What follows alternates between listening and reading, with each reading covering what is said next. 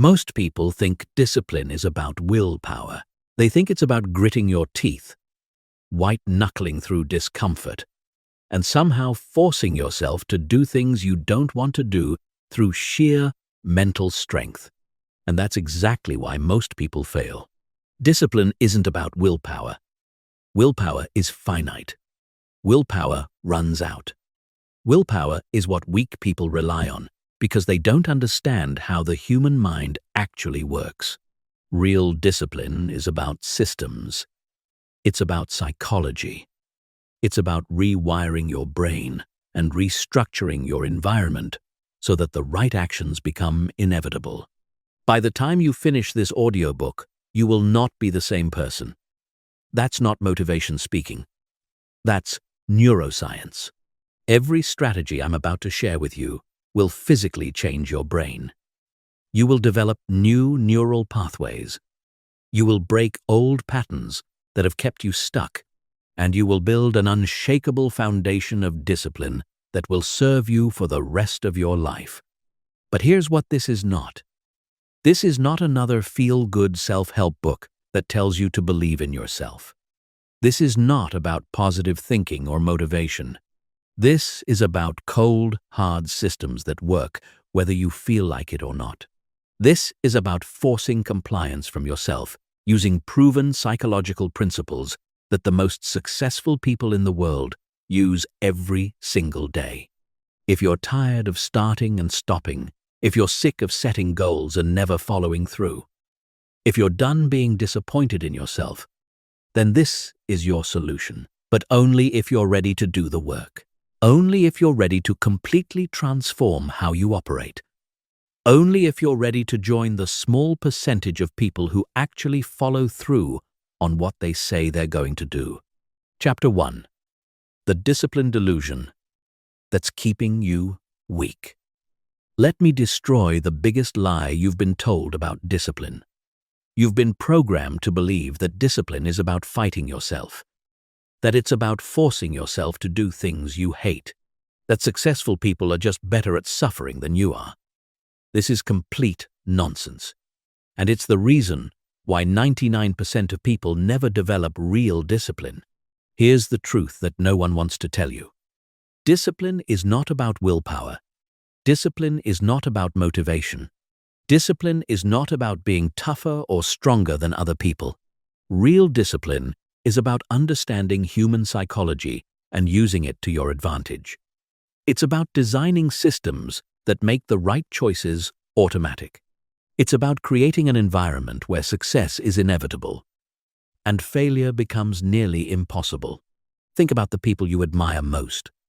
The athletes who train every single day. The entrepreneurs who work when others sleep. The artists who create masterpieces while others scroll social media. Do you really think they wake up every morning excited to do hard things?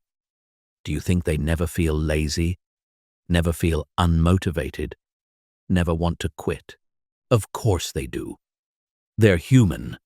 The difference is they don't rely on feelings to drive their actions. They've built systems that operate independently of how they feel. They've created structures that force them to take the right actions even when every part of them wants to do something else. This is what I call the discipline operating system. And it's the foundation that everything else builds upon. Most people are running their lives on outdated software. They're using willpower when they should be using systems. They're trying to muscle through resistance when they should be eliminating it entirely. The first step to real discipline is understanding that you don't need to become a different person. You don't need to develop superhuman willpower. You don't need to love doing hard things. You just need to understand how your brain works and design your life accordingly. Your brain has two primary modes of operation. There's the prefrontal cortex, which handles conscious decision-making, planning, and impulse control. This is your logical brain. It's smart, but it's also limited. It gets tired. It gets overwhelmed. It can only handle so many decisions before it starts to break down. Then there's your basal ganglia, which handles automatic behaviors and habits. This is your subconscious brain. It's incredibly powerful, but it's not smart. It simply executes whatever patterns you've programmed into it, good or bad. Most people try to run everything through their prefrontal cortex. They rely on conscious decision-making for every action. Should I work out today? Should I eat this? Should I check my phone? Should I do this task or that task?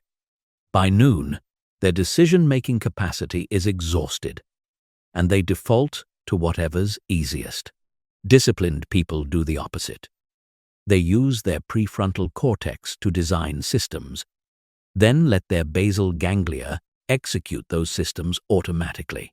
They don't decide whether to work out every day. They've automated the decision. They don't debate what to eat. They've already planned their meals. They don't wonder what to work on. They've already structured their day. This is why motivation is useless. Motivation is trying to use your prefrontal cortex to override your natural programming. It works temporarily, but it's not sustainable. Real discipline is about reprogramming your basal ganglia so that the right actions become as automatic as brushing your teeth. But here's what most self-help gurus won't tell you. Building these systems requires initial discomfort. It requires you to do things that feel unnatural at first. It requires you to go against your current programming. And that's exactly what separates the disciplined from the undisciplined. Most people quit at the first sign of resistance. They try to build a new habit for a few days, feel uncomfortable, and give up. They tell themselves they're just not disciplined people. But discipline isn't a personality trait you're born with. It's a skill you develop through practice. The key is understanding that the discomfort is temporary, but the system is permanent. You only have to build the habit once, but you get to benefit from it forever. You only have to go through the initial resistance once, but then it becomes effortless. This means discipline is actually the path of least resistance, not most resistance. Undisciplined people think they're taking the easy path, but they're actually making their lives harder. They're constantly fighting themselves, constantly starting over, constantly dealing with the consequences of inconsistency. Disciplined people do the hard work once, upfront, to make everything else easy. They invest in building systems that serve them for years. They endure short-term discomfort to create long-term ease. So stop thinking about discipline as a battle against yourself. Start thinking about it as an investment in yourself. Stop relying on willpower and start building systems. Stop trying to change your personality and start changing your environment. The moment you make this shift, everything becomes possible. Chapter 2. The Neuroscience of Forcing Change. Your brain is not designed for discipline. It's designed for survival. And in the modern world, those survival instincts are working against you. Understanding this is crucial because you can't fix a problem you don't understand. And you can't build discipline if you're fighting against your own biology. Let me explain what's happening in your brain when you try to be disciplined. Your limbic system, the emotional center of your brain, is constantly scanning for threats and rewards. It wants immediate gratification and safety. It wants you to avoid discomfort and seek pleasure. This system is fast, powerful, and operates below conscious awareness. Your prefrontal cortex, the rational part of your brain, can override these impulses, but only temporarily and at great cost. Every time you resist an impulse, every time you choose the hard path over the easy path, you're depleting what researchers call cognitive resources. This is why willpower feels exhausting. You're literally fighting a war in your head. But here's the breakthrough that changes everything. You can reprogram your limbic system. You can train your brain to crave the things that are good for you and avoid the things that are bad for you. You can make discipline feel natural instead of forced. This is called neuroplasticity, and it's the secret weapon of every highly disciplined person. Neuroplasticity means your brain is constantly changing based on your behavior. Every time you repeat an action, you strengthen the neural pathways associated with that action. Every time you resist an action, you weaken those pathways. Your brain literally rewires itself based on what you do consistently. This is why habits become easier over time. The first few weeks of a new habit feel difficult because you're creating new neural pathways from scratch. But once those pathways are established, the behavior becomes automatic. Your brain starts to expect that behavior and even crave it. The key is understanding how to accelerate this process. Most people try to build habits through repetition alone, but that's inefficient. You can hack your neuroplasticity by understanding the three core components of habit formation: cue, routine, and reward. The cue triggers the behavior. The routine is the behavior itself. The reward reinforces the behavior and makes you want to repeat it. Most people focus only on the routine, but the real power is in optimizing the cue and reward systems.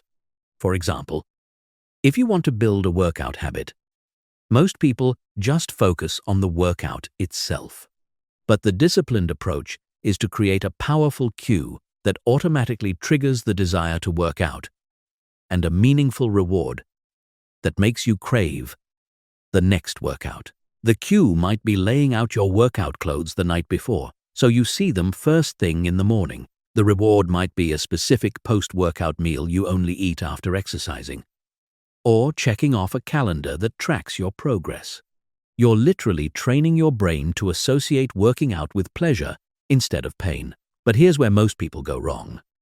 They try to rely on external rewards like cheap meals or new clothes. These can work temporarily, but they don't create lasting change because they don't address the deeper psychological drivers of behavior. The most powerful rewards are intrinsic.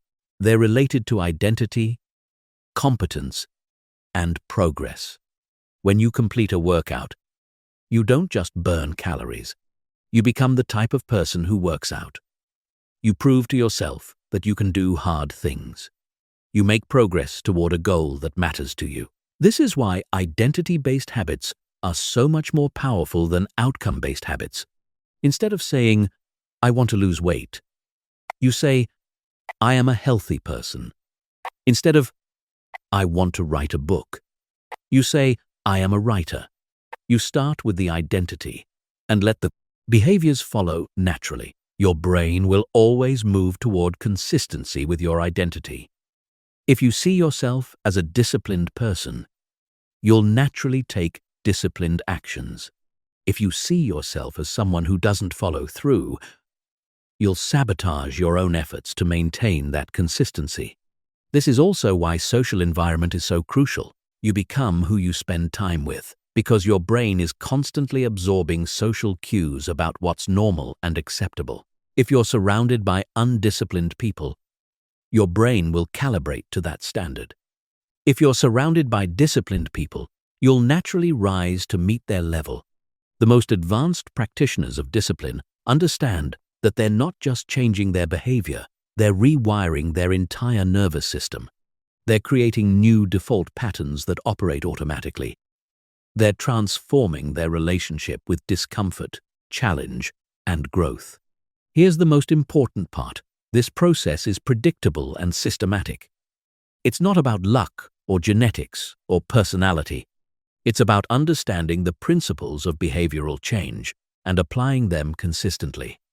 You can literally engineer discipline into your life by following the right protocols. The first protocol is pattern interruption. You have to break your current patterns before you can install new ones. This means identifying the cues that trigger your current bad habits and either eliminating them or changing your response to them. The second protocol is progressive overload. Just like building muscle, building discipline requires gradually increasing the challenge. You start with behaviors that are almost too easy to fail, then slowly increase the difficulty as your capacity grows. The third protocol is environmental design. You optimize your physical and social environment to support the behaviors you want and eliminate the triggers for behaviors you don't want. You make the right choices easier and the wrong choices harder. When you combine these protocols with an understanding of how your brain actually works, discipline stops being a struggle and becomes a systematic process of transformation. You stop fighting against your biology and start working with it. You stop relying on willpower and start engineering inevitability. Chapter 3. The Environment Domination Protocol. Your environment is stronger than your willpower. This is not a nice-to-know concept. This is a fundamental law of human behavior that determines whether you succeed or fail at building discipline. Most people underestimate the power of environment because they can't see how it's influencing them. But every single thing in your environment is either supporting your goals or sabotaging them. There is no neutral. Let me prove this to you. Right now, look around where you're sitting. What do you see? If you see your phone, you're more likely to check it. If you see junk food, you're more likely to eat it. If you see an unmade bed, you're more likely to feel disorganized. If you see workout clothes, you're more likely to exercise. Your brain is constantly processing environmental cues and using them to determine appropriate behavior. This happens below conscious awareness. You don't actively decide to be influenced by your environment. It happens automatically through what psychologists call priming. Your brain sees a cue and immediately starts preparing for the associated behavior. See a gym, think about fitness. See a bookshelf, think about reading. See a messy desk, feel scattered and unfocused.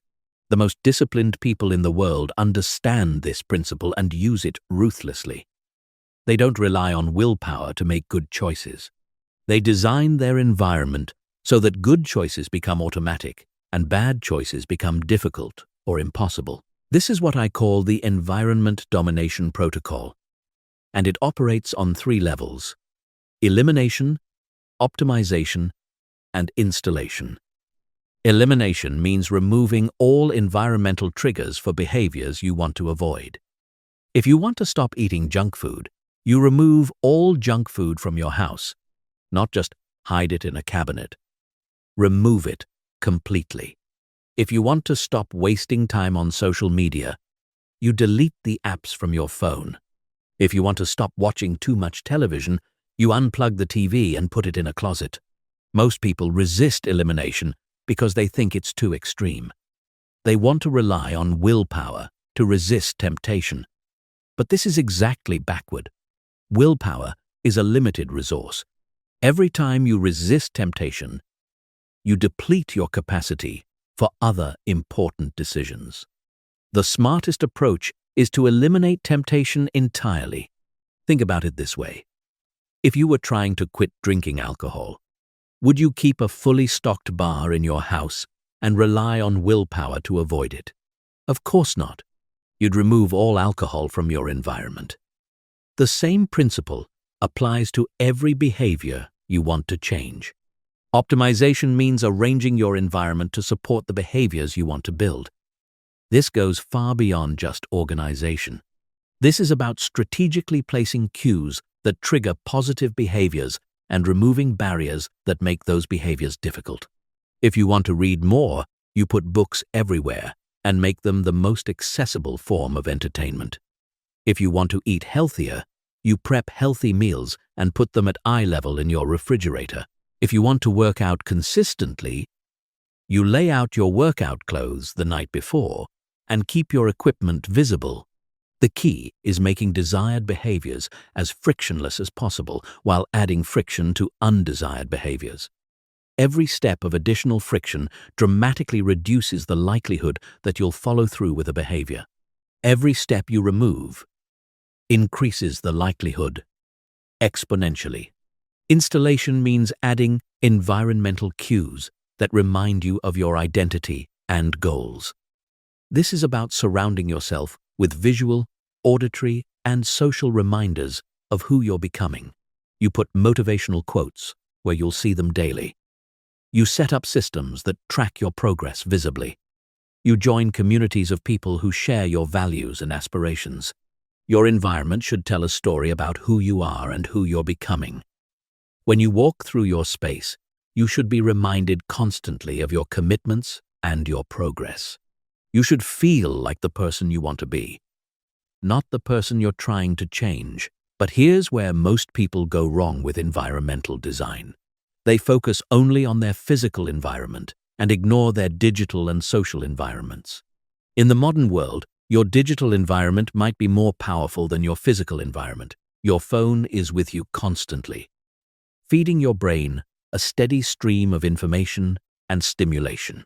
The apps you have installed, the notifications you allow, the content you consume, the people you follow on social media, all of this is programming your brain and influencing your behavior. If you want to build discipline, you need to audit your digital environment with the same intensity as your physical environment. Delete apps that waste your time. Unfollow accounts that make you feel bad about yourself. Install apps that support your goals. Set up systems that remind you of your priorities instead of distracting you from them. Your social environment is equally important. You become like the people you spend time with, because humans are social creatures designed to fit into groups. If your friends are undisciplined, unmotivated, and negative, you'll unconsciously adapt to match their behavior. If your friends are disciplined, ambitious, and positive, you'll rise to meet their standard. This doesn't mean you need to abandon your friends, but it does mean you need to be intentional about who you spend the most time with. You need to actively seek out people who embody the qualities you want to develop. You need to put yourself in environments where your desired behavior is normal and expected. The most advanced practitioners of discipline create what I call total environmental alignment. Every aspect of their environment, from their physical space to their digital habits to their social circle, is optimized to support their goals. They don't leave anything to chance because they understand that environment always wins in the long run. This might seem like overkill, but consider the alternative. The alternative is fighting against your environment every single day. The alternative is relying on willpower to overcome constant temptation and distraction. The alternative is making every day harder than it needs to be. When you align your environment with your goals, discipline becomes effortless. You're not fighting against your surroundings. You're flowing with them. You're not resisting temptation. You're being guided toward better choices. You're not forcing yourself to be disciplined. You're designing a life where discipline is inevitable. Chapter 4. The Identity Shift Strategy. Most people try to change their behavior without changing their identity. And that's why they fail. You cannot sustain actions that conflict with your self-image. Your brain will always move toward consistency with who you believe you are. If you see yourself as an undisciplined person trying to become disciplined, you'll unconsciously sabotage your efforts to maintain that identity. Real change doesn't start with behavior. It starts with identity. You have to become the type of person who naturally does the things you want to do. You have to shift from trying to act disciplined to actually being disciplined. This is the difference between temporary change and permanent transformation. Here's how most people approach change. They set a goal, like losing weight or building a business. They focus on the outcome they want to achieve. They try to force behaviors that will get them to that outcome. And when those behaviors feel unnatural or difficult, they give up and tell themselves they're just not that type of person. The disciplined approach is exactly opposite. You start with identity. You decide who you want to become. You adopt the beliefs and values of that person. You start taking small actions that prove to yourself that you are that type of person. And then larger actions begin to feel natural and automatic. Instead of saying, "I want to lose weight," you say, "I am a healthy person." Instead of, "I want to write a book," you say, "I am a writer." Instead of, "I want to be successful," you say, "I am someone who executes relentlessly." You start with the identity and let the behaviors flow from that foundation. This works because of something called cognitive consistency. Your brain has a powerful drive to align your actions with your beliefs about yourself. When you truly believe you are a disciplined person, disciplined behavior stops feeling like work and starts feeling like expression of who you are. But here's the key. You can't just declare a new identity and expect it to stick. Identity change requires evidence. You have to prove to yourself that you are who you say you are through consistent action. Every small disciplined choice becomes evidence that you are a disciplined person. Every time you follow through on a commitment, you reinforce your new identity. This is why starting small is so crucial. You're not just building habits, you're building identity. If you try to make massive changes immediately, you'll fail and damage your self-image. But if you start with tiny actions that you can do consistently, you'll build a foundation of evidence that supports your new identity. Let's say you want to become someone who exercises consistently. Don't start by trying to work out for 2 hours every day. Start by doing 10 push-ups every morning. Not because 10 push-ups will transform your body, but because doing 10 push-ups every morning proves to yourself that you are someone who exercises consistently. Each time you do those push-ups, you're casting a vote for your new identity. You're telling yourself, "I am the type of person who exercises no matter what." After a few weeks, this identity starts to feel real. And once it feels real, more challenging exercise starts to feel natural because it's consistent with who you are. The same principle applies to any change you want to make. Want to be a reader? Read 1 page every day. Want to be a writer? Write 1 sentence every day. Want to be organized? Make your bed every morning.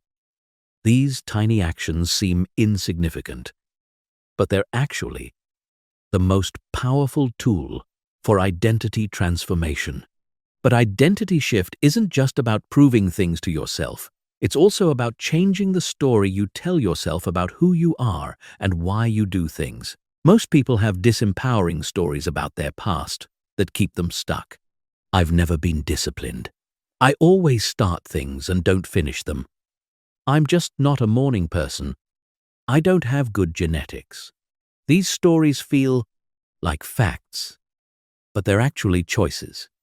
You can choose to tell a different story about yourself, and that new story will create new possibilities. The most powerful identity shift happens when you stop identifying with your past failures and start identifying with your future potential. Instead of, "I'm someone who struggles with discipline," you say, "I'm someone who is developing incredible discipline." Instead of, "I always quit," you say, "I'm learning to follow through no matter what." This subtle shift in language creates a completely different relationship with failure and setbacks. When you identify with your past, every failure confirms that you're not capable of change. When you identify with your growth, every failure becomes data that helps you improve.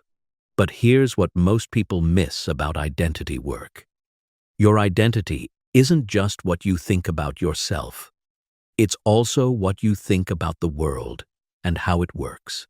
If you believe discipline is supposed to be hard and unpleasant, you'll unconsciously make it hard and unpleasant. If you believe successful people are just different from you, you'll never fully commit to becoming successful yourself.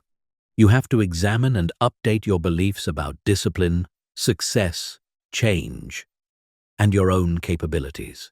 You have to adopt the worldview of someone who naturally embodies the qualities you want to develop. This means studying how disciplined people think, not just what they do. Disciplined people see challenges as opportunities to grow stronger. They see setbacks as information, not evidence of inadequacy. They see discipline as freedom, not restriction. They see hard work as privilege, not burden. They see consistency as compound interest, not daily effort.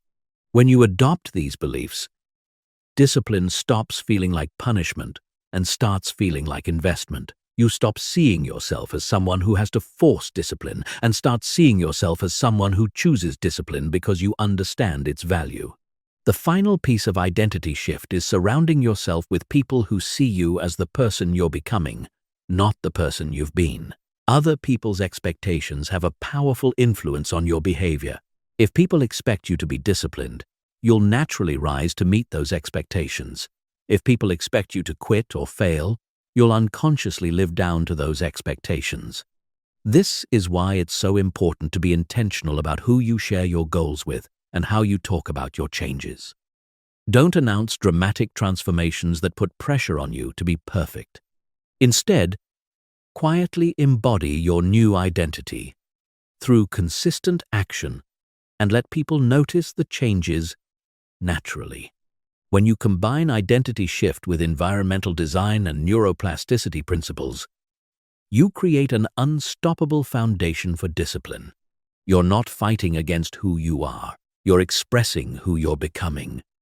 You're not forcing change. You're allowing change to emerge from your new understanding of yourself. Chapter 5. The systematic elimination of resistance. Resistance is not your enemy. Resistance is information. It's your brain's way of telling you that you're trying to do something that conflicts with your current programming. Most people try to power through resistance with willpower, but this is like trying to drive a car with the parking brake on. It's possible, but it's inefficient and unsustainable. The disciplined approach is to systematically eliminate resistance rather than fight it. This means understanding why your brain resists certain behaviors and then addressing those reasons at their source. When you remove the root causes of resistance, discipline becomes effortless because there's nothing left to resist. There are 5 primary sources of resistance that keep people from building discipline: unclear direction, overwhelming magnitude, inadequate systems, conflicting values, and insufficient motivation. Master the elimination of these 5 sources, and you'll wonder why discipline ever seemed difficult. Unclear direction is the most common source of resistance. Your brain resists taking action when it doesn't know exactly what to do or why it matters. Vague goals create vague results because they don't provide clear guidance for behavior. Get in shape doesn't tell your brain what to do. Do 30 minutes of cardio every morning at 6 a.m. gives your brain precise instructions it can follow. But clarity goes deeper than just knowing what to do. You also need to understand why you're doing it and how it fits into your larger life strategy. When you have a compelling reason for your goals, resistance decreases dramatically because your brain stops seeing discipline as arbitrary suffering and starts seeing it as purposeful investment. This is why connecting your daily actions to your long-term vision is so powerful.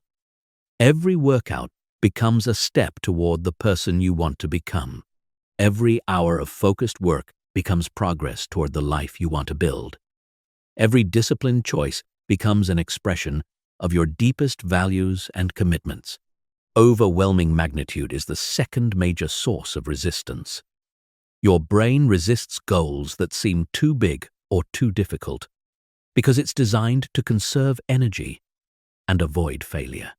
When you try to make massive changes immediately, you trigger your brain's threat detection system and create internal resistance. The solution is to make your goals so small that they feel almost ridiculous not to do them. Instead of trying to read for 2 hours every day, commit to reading 1 page.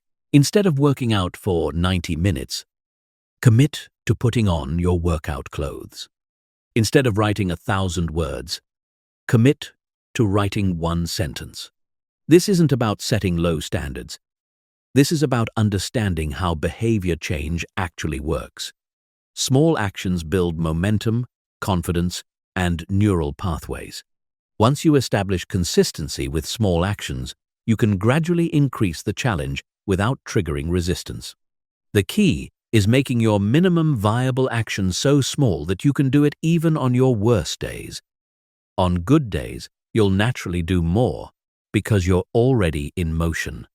On bad days, you'll still maintain consistency and preserve your momentum.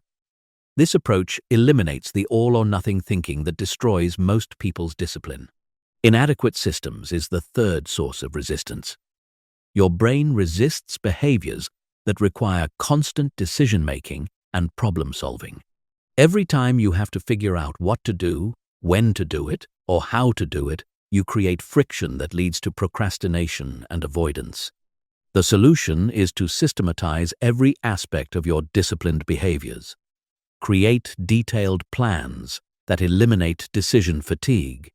Prepare everything in advance so execution becomes automatic. Build routines that chain productive behaviors together so one action naturally leads to the next.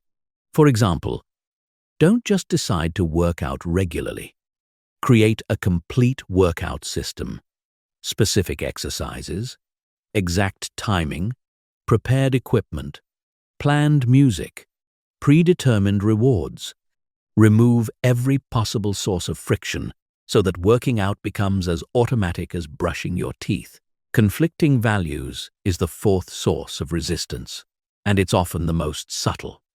Your brain resists behaviors that conflict with your deeper beliefs about yourself, others, or how the world works. If you secretly believe that successful people are selfish or that discipline requires giving up fun, you'll unconsciously sabotage your efforts to preserve your identity and values. This is why examining your underlying beliefs about discipline is so crucial. You might discover that you associate discipline with rigidity, deprivation, or judgment of others. You might believe that spontaneous people are more creative or that structured people are boring. These beliefs will create resistance no matter how good your systems are. The solution is to reframe discipline in a way that aligns with your values. Show yourself how discipline actually creates more freedom, not less. Understand how structure enables creativity rather than restricting it. See discipline as self-care, not self-punishment. When discipline serves your values instead of conflicting with them, resistance disappears. Insufficient motivation is the fifth source of resistance. Your brain resists behaviors that don't provide adequate reward relative to the effort required. If the benefits of discipline feel abstract or distant while the costs feel immediate and concrete, you'll struggle with consistency no matter how good your intentions are. The solution is to engineer immediate rewards for disciplined behavior while making the costs of undisciplined behavior more visible and immediate. This might mean celebrating small wins, tracking progress visibly, or creating accountability systems that provide social feedback. But the most powerful form of motivation is intrinsic. When you connect your disciplined behaviors to your sense of identity, competence, and autonomy, they become self-reinforcing. You don't do them for external rewards. You do them because they express who you are and help you grow into who you want to become. Advanced resistance elimination involves what I call the friction audit. You systematically examine every aspect of your desired behavior and identify potential sources of friction. Then you eliminate or minimize each source of friction until the behavior becomes as easy as possible.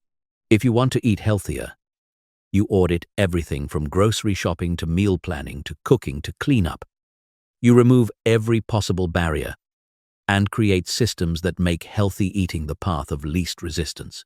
You prep meals in advance, organize your kitchen efficiently, and eliminate junk food from your environment. If you want to write consistently, you audit your writing environment, your tools, your process, and your mental state. You eliminate distractions, Optimize your workspace, develop templates and frameworks, and create rituals that put you in the right mindset immediately. The goal is to make disciplined behavior feel inevitable rather than effortful. When you systematically eliminate resistance, you don't have to rely on willpower because there's nothing left to resist. The right actions become the natural actions because you've removed all the barriers that were making them difficult. Remember, resistance is not a character flaw. It's a design problem. Instead of trying to overcome resistance through force, solve the problems that create resistance. Instead of fighting your brain, work with it. Instead of making discipline harder, make it easier. When you approach resistance as information rather than opposition, it becomes a valuable guide for building sustainable discipline. Chapter 6. The Momentum Manufacturing System. Momentum is the most powerful force in human behavior. Yet most people completely misunderstand how to create it. They think momentum comes from big wins or perfect days, but that's exactly backward. Real momentum comes from protecting and building on small consistencies, especially when you don't feel like it. Here's what most people do wrong. They start strong with massive effort, burn out within days or weeks, then quit completely. They go from 0 to hero attempts that inevitably crash and burn. Then they tell themselves they lack discipline, when really they just lack understanding of how momentum actually works. Momentum is not about intensity. Momentum is about frequency. It's not about doing something perfectly. It's about doing something consistently. A person who exercises for 10 minutes every single day for a year will be in better shape than someone who exercises intensely twice a week for 2 months, then quits. This is because momentum operates on compound interest principles. Small actions performed consistently create exponential results over time. But the compound effect only works if you never break the chain. One missed day resets your psychological momentum. Even if it doesn't eliminate your physical progress, your brain tracks consistency patterns and uses them to predict future behavior. When you maintain consistency, your brain expects continuation and makes the behavior feel more natural. When you break consistency, your brain expects discontinuation and makes restart feel more difficult. This is why the most disciplined people are absolutely fanatical about maintaining streaks. They understand that a 300-day meditation streak has psychological power that goes far beyond the cumulative benefit of 300 individual meditation sessions. The streak itself becomes a source of identity and momentum. But here's the key insight that most people miss. You don't build momentum through big actions. You build it through minimum viable actions on difficult days. The day you don't feel like exercising but do 10 push-ups anyway is worth more for momentum than the day you feel great and work out for 2 hours. This is because momentum is built in the moments of resistance, not the moments of inspiration. When you take action despite not feeling like it, you prove to yourself that you can be disciplined regardless of circumstances. You build what I call resistance immunity, the ability to act independently of your emotional state. The momentum manufacturing system operates on 3 core principles: minimum viable consistency, momentum preservation protocols, and strategic momentum multiplication. Minimum viable consistency means identifying the smallest possible version of your desired behavior that you can maintain even on your worst days. This becomes your non-negotiable baseline. You can always do more, but you never do less than your minimum viable action. If your goal is to write a book, your minimum viable action might be writing 1 sentence. If your goal is to build a business, it might be making 1 sales call. If your goal is to get in shape, it might be doing 1 push-up. These actions seem trivial, but they preserve the psychological pattern of consistency that momentum requires. Momentum preservation protocols are systems you use to maintain streaks when life gets difficult. You plan in advance for obstacles, setbacks, and challenging days. You create backup plans, simplified versions, and emergency protocols that allow you to maintain consistency even when normal execution isn't possible. For example, if you normally work out at the gym for an hour, your momentum preservation protocol might be doing bodyweight exercises at home if you can't get to the gym. If you normally write for 2 hours, your protocol might be writing for 10 minutes on your phone if you're traveling. The key is having predetermined responses to predictable obstacles. When you face resistance or unexpected challenges, you don't have to make decisions or rely on willpower. You simply execute your momentum preservation protocol and maintain your streak. Strategic momentum multiplication is about using existing momentum to build new habits and behaviors. Once you have solid momentum in one area, you can leverage that psychological confidence to tackle bigger challenges or additional habit areas. This works because momentum creates a positive identity feedback loop. When you see yourself as someone who follows through consistently in one area, you start to expect the same consistency from yourself in other areas. The discipline you build exercising transfers to discipline with nutrition, work, relationships, and personal development. But you have to be strategic about momentum multiplication. Most people get excited by early success and try to change everything at once. This dilutes their focus and breaks their momentum. The smart approach is to fully establish one habit before adding another, using the confidence from the first to fuel the second. The most advanced practitioners of momentum understand that momentum has emotional and social dimensions beyond just personal consistency. They create external momentum through accountability systems, public commitments, and community involvement.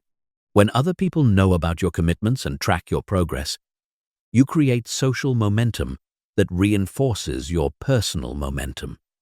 When you miss a day, you're not just breaking your own streak, you're potentially disappointing people who believe in you. This external accountability can provide the extra motivation needed to maintain consistency through difficult periods. But the most powerful form of momentum is what I call identity momentum. This is when your consistent actions start to reshape how you see yourself at a fundamental level. You stop being someone who is trying to be disciplined and become someone who simply is disciplined.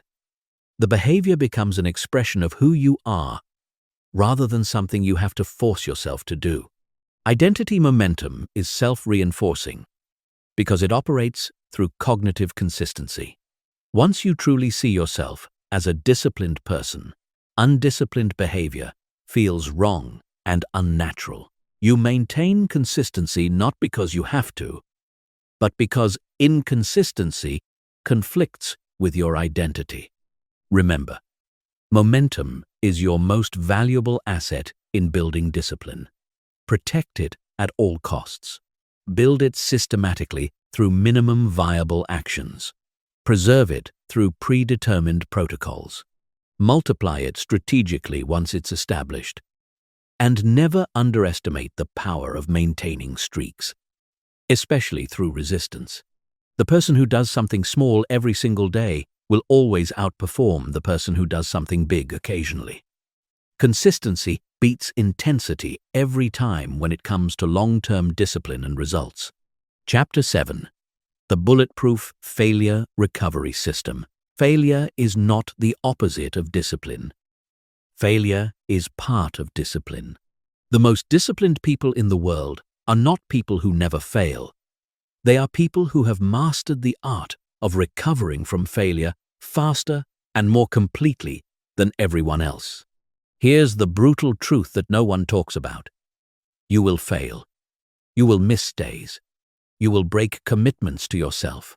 You will have moments where your discipline completely breaks down. This is not a character flaw. It's a mathematical certainty. The question is not whether you'll fail. It's how quickly and effectively you'll recover when you do. Most people have an all-or-nothing relationship with discipline. They think one missed workout means they're not athletes. One day of poor eating means their diet is ruined. One procrastinated task means they lack work ethic. This perfectionist mindset is the enemy of real discipline because it turns minor setbacks into major spirals. The disciplined approach is completely different. Disciplined people expect failure as part of the process. They plan for setbacks. They have predetermined protocols for getting back on track. They treat failure as data, not evidence of inadequacy. This mindset shift changes everything because it removes the shame and self-judgment that typically follow failure. When you expect occasional setbacks, you don't waste mental energy beating yourself up when they happen. You simply execute your recovery protocol and get back to work. The Bulletproof Failure Recovery System operates on 4 core principles: rapid recognition, immediate action, pattern analysis, and system improvement. Rapid recognition means developing the awareness to catch failures and setbacks as quickly as possible. The longer you stay in a failure state, the harder it becomes to recover. The key is creating triggers that alert you when you're starting to slip, so you can intervene before a small problem becomes a big problem. This might mean daily check-ins with yourself about your commitments. It might mean tracking leading indicators that predict larger failures. It might mean having other people who can point out when you're getting off track.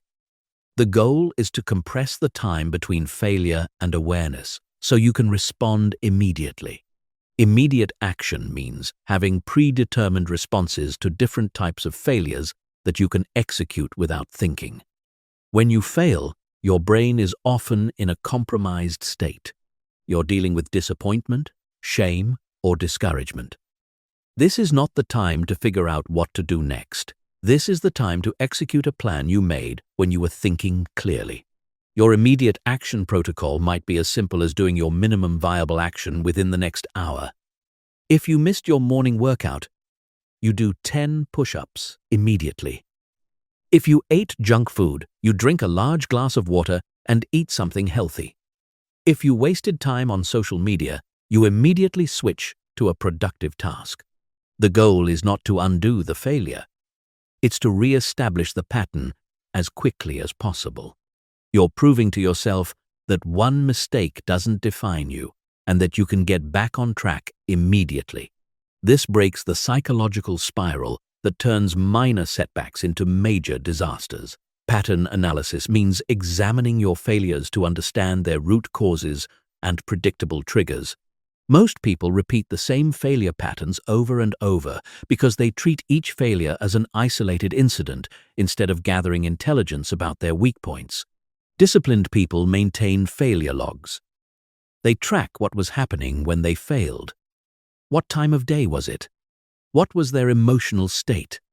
What environmental factors were present? What decisions led up to the failure? This data reveals patterns that allow you to predict and prevent future failures. For example, you might discover that you always break your diet when you're stressed at work and don't have healthy food prepared, or that you always skip workouts when you go to bed too late the night before. Once you identify these patterns, you can create specific interventions that address the root causes. System improvement means using failure data to strengthen your discipline systems. Every failure reveals a weakness in your current approach that you can fix. Instead of seeing failure as evidence that you lack willpower, you see it as information about how to build better systems. Maybe you need better meal prep protocols to handle stressful days. Maybe you need an earlier bedtime routine to support morning workouts. Maybe you need better environmental design to reduce temptation. Each failure becomes an opportunity to evolve your systems and make future discipline easier. But here's the most important part of failure recovery. You have to separate your behavior from your identity. One day of poor choices does not make you an undisciplined person. A week of setbacks does not mean you're not capable of change. A month of struggle does not prove that discipline isn't for you. Your identity is based on your overall pattern, not your worst moments. A disciplined person is not someone who never fails. It's someone who fails and gets back up consistently. It's someone who maintains an overall upward trajectory, despite temporary setbacks. This is why tracking your overall consistency percentage is so powerful. If you hit your discipline goals 80% of the time, you're extremely disciplined. If you maintain your habits 6 days out of 7 each week, you're in the top percentile of human performance.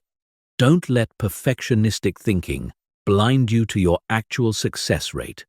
The most advanced failure recovery technique is what I call failure preemption. This is when you recognize the early warning signs of potential failure and take corrective action before you actually fail. You notice that you're starting to feel unmotivated.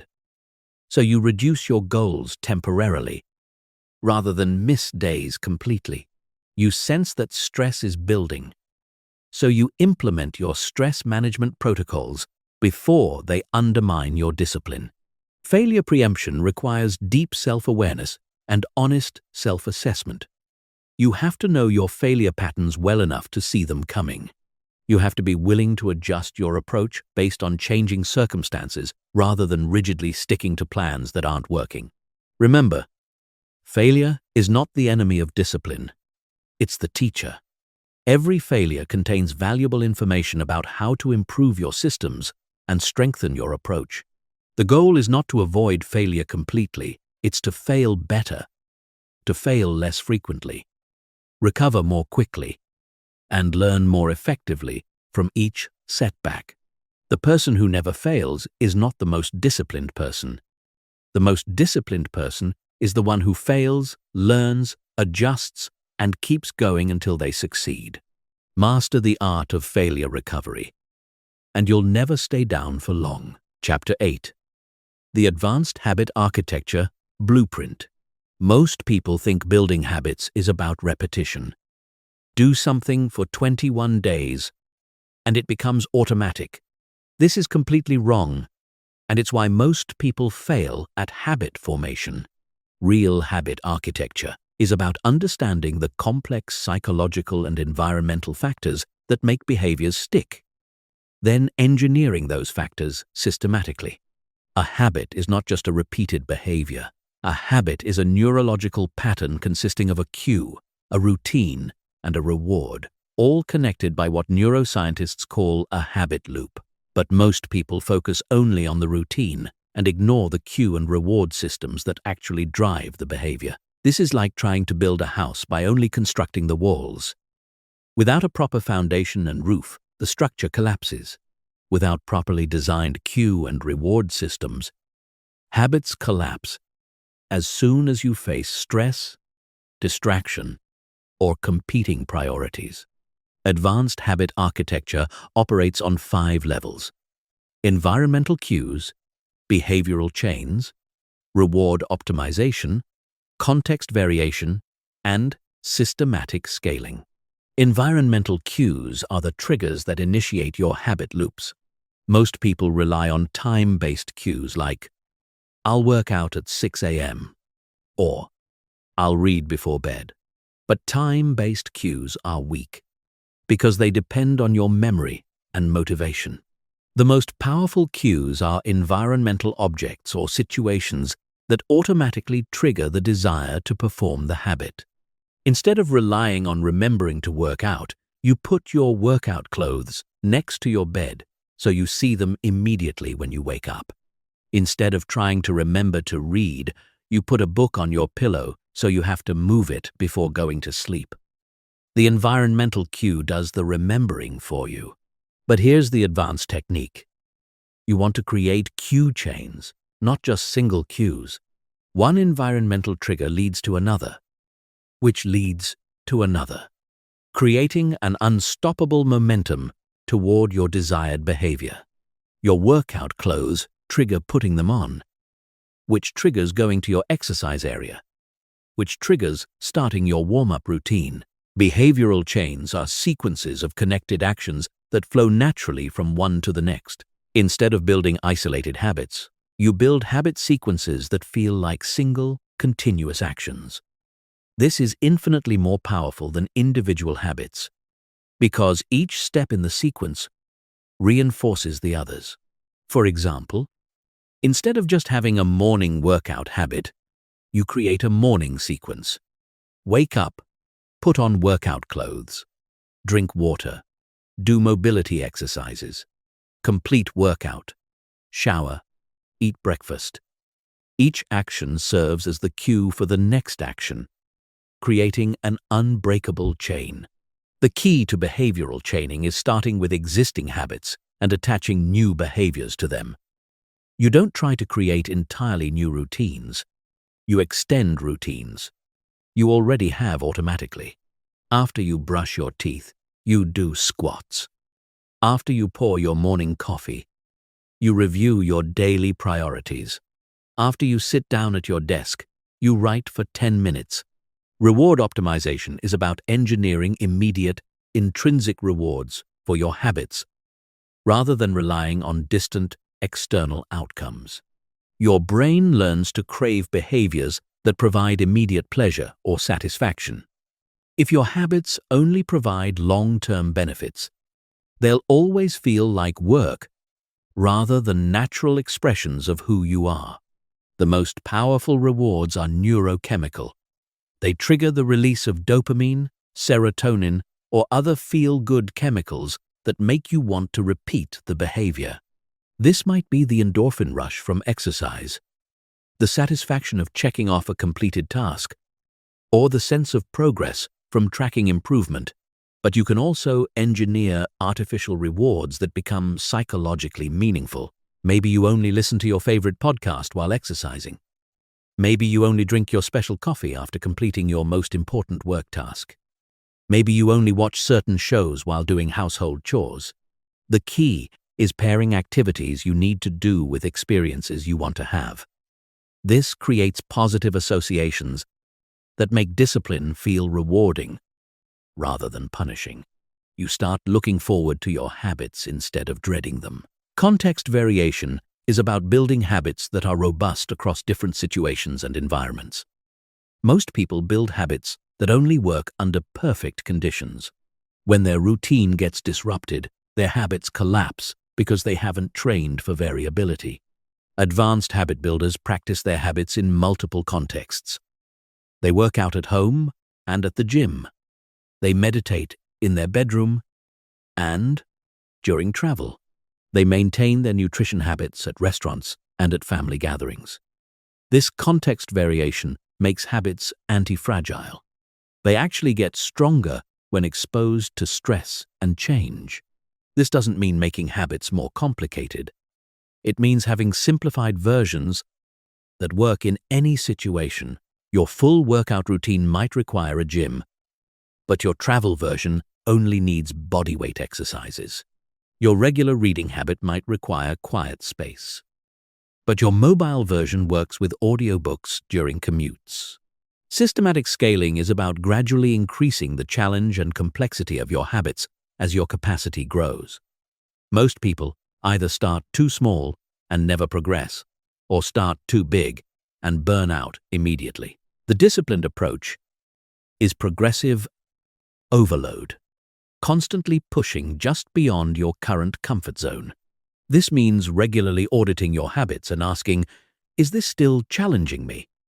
Am I still growing from this behavior? Can I handle a slightly more demanding version?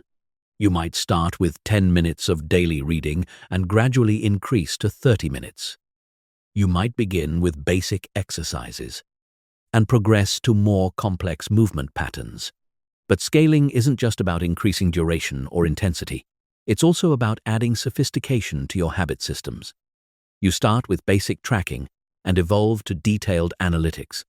You begin with simple routines and develop complex behavioral chains. You move from external accountability to intrinsic motivation. The most advanced practitioners of habit architecture understand that habits are not destinations, they're vehicles. The goal is not to build perfect habits. It's to build habits that serve your larger vision and adapt as your vision evolves. This means regularly evaluating whether your current habits are still aligned with your goals and identity. Some habits that served you at one stage of development might hold you back at another stage. Some behaviors that were challenging when you started might become effortless and need to be replaced with more demanding alternatives. Advanced habit architecture is ultimately about building discipline infrastructure that becomes stronger and more sophisticated over time.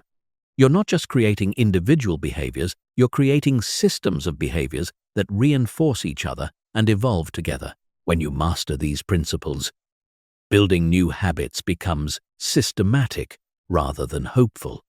You understand exactly how to engineer behaviors that stick. You can predict which approaches will work and which will fail. You can design habit systems that work regardless of your emotional state or external circumstances. Remember, habits are the compound interest of self-improvement.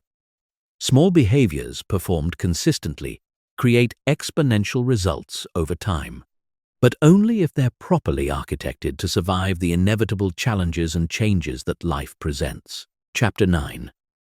The Energy Management Matrix. Discipline without energy management is like trying to drive a car without fuel. You might have the best systems, the clearest goals, and the strongest motivation, but without properly managing your physical, mental, and emotional energy, you'll constantly struggle with execution and consistency. Most people approach discipline as if energy is unlimited. They make ambitious plans based on how they feel during peak motivation, then wonder why they can't sustain those behaviors when their energy is depleted. This is backwards. Real discipline is designed around energy optimization, not energy depletion. Your energy operates on multiple levels: physical energy from nutrition, sleep, and movement; mental energy from cognitive load and decision-making; emotional energy from stress, relationships, and internal conflicts; and spiritual energy from purpose, meaning, and alignment with values. These energy systems are interconnected. When one system is depleted, it affects all the others. When you're physically exhausted, your mental focus suffers. When you're emotionally drained, your physical energy drops. When you lack purpose, everything feels more difficult than it should. The Energy Management Matrix is a framework for optimizing all four energy systems to create sustainable discipline. Instead of forcing yourself to be disciplined despite low energy, you create discipline by systematically maintaining high energy. Physical energy optimization starts with sleep, which is the foundation of everything else. Most people treat sleep as optional or try to get by on minimum rest. This is like trying to perform surgery with dull instruments. Your cognitive function, emotional regulation, and physical performance all depend on adequate sleep recovery.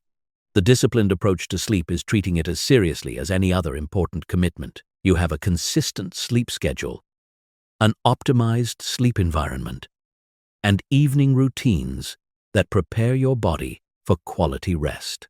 You prioritize sleep over entertainment, social activities, or additional work because you understand that sacrificing sleep makes everything else less effective. But sleep is just the foundation. You also need to optimize nutrition for sustained energy rather than quick fixes. This means eating for stable blood sugar, adequate protein, and consistent meal timing. You avoid energy crashes from processed foods, sugar spikes, and irregular eating patterns. Most people eat reactively based on convenience, cravings, or social situations. Disciplined people eat strategically based on energy requirements, performance goals, and long-term health. They plan their nutrition around their discipline demands, not around their immediate preferences. Movement and exercise create energy rather than depleting it, but only when done appropriately. The right type and amount of physical activity enhances your capacity for mental focus and emotional resilience. The wrong type or amount creates additional stress that undermines other discipline efforts. This means matching your exercise approach to your current energy demands and recovery capacity. During periods of high stress or demanding projects, you might reduce exercise intensity to preserve energy for other priorities. During periods of lower stress, you might increase physical challenges to build greater overall capacity. Mental energy optimization is about managing cognitive load and decision fatigue. Your brain has limited processing capacity, and every decision depletes that capacity. By the end of a day filled with decisions, your ability to make disciplined choices is severely compromised. The solution is automating as many decisions as possible through systems, routines, and predetermined choices. You don't decide what to wear each morning. You have a standard wardrobe. You don't decide what to eat for breakfast. You have a regular meal rotation. You don't decide when to work on important projects. You have scheduled time blocks. This preserves mental energy for the decisions that actually matter. Strategic choices about goals, relationships, and opportunities. You use your cognitive capacity for high-value thinking rather than consuming it on routine decisions. But mental energy management also requires understanding your natural cognitive rhythms. Most people have predictable patterns of mental clarity and focus throughout the day. Some people think most clearly in the morning, others in the afternoon or evening. Disciplined people align their most demanding mental tasks with their natural peak energy periods. They schedule creative work, important decisions, and challenging learning during their optimal mental states. They save routine tasks, administrative work, and low-stakes activities for periods when their cognitive capacity is lower. Emotional energy optimization is about managing stress, relationships, and internal psychological states. Negative emotions are not just uncomfortable. They're energy drains that make discipline more difficult. Chronic stress, unresolved conflicts, and internal resistance all consume resources that could be used for productive action. This means developing emotional regulation skills that allow you to maintain stability regardless of external circumstances. You need techniques for managing anxiety, processing frustration, and recovering from setbacks without losing emotional equilibrium. It also means being strategic about social interactions and relationship dynamics. Some people energize you, and some people drain you. Some conversations inspire action, and some conversations create doubt. Some environments support your goals, and some environments undermine them. Disciplined people are intentional about their social energy investments. They spend more time with people who support their growth, and less time with people who drain their motivation. They seek out conversations that energize their vision and avoid discussions that create internal conflict about their choices. Spiritual energy optimization is about connecting your daily actions to deeper purpose and meaning. When your discipline serves something larger than immediate gratification, it becomes sustainable because it's fueled by intrinsic motivation rather than external pressure. This doesn't necessarily mean religious spirituality, though it can. It means understanding why your goals matter beyond just achieving them. It means connecting your habits to your values, your vision to your identity, and your actions to your legacy. When discipline feels meaningless or arbitrary, it requires willpower to sustain. When discipline feels purposeful and aligned, it becomes self-reinforcing because every action confirms your commitment to what matters most. The most advanced practitioners of energy management understand that optimization is not about maximizing output. It's about creating sustainable systems that can operate consistently over long periods. They would rather maintain 70% effort for years than give 100% effort for weeks. This requires honest assessment of your current energy capacity and building discipline systems that work within those constraints. As your capacity grows through proper energy management, your discipline systems can become more demanding. But the foundation must always be sustainable energy rather than unsustainable force. Remember, Energy is not unlimited, but it is renewable. The goal is not to exhaust yourself in pursuit of discipline. It's to create discipline systems that actually increase your energy over time. When discipline enhances your energy rather than depleting it, consistency becomes effortless and growth becomes inevitable. Chapter 10. The Social Force Multiplication System. You are the average of the 5 people you spend the most time with. This is not just a nice quote. It's a fundamental principle of human psychology that determines whether your discipline succeeds or fails. Your social environment shapes your beliefs, behaviors, and standards more powerfully than your individual willpower ever could. Most people underestimate the impact of social influence because it operates subtly and gradually. You don't consciously decide to adopt other people's habits and attitudes. It happens automatically through what psychologists call social proof and conformity pressure. Your brain is constantly calibrating what's normal and acceptable based on the people around you. If you're surrounded by people who make excuses, you'll unconsciously start making excuses. If you're surrounded by people who complain about challenges, you'll find yourself complaining more. If you're surrounded by people who give up easily, giving up will start to feel normal and justified. But the opposite is equally true. If you're surrounded by people who execute consistently, execution becomes your standard.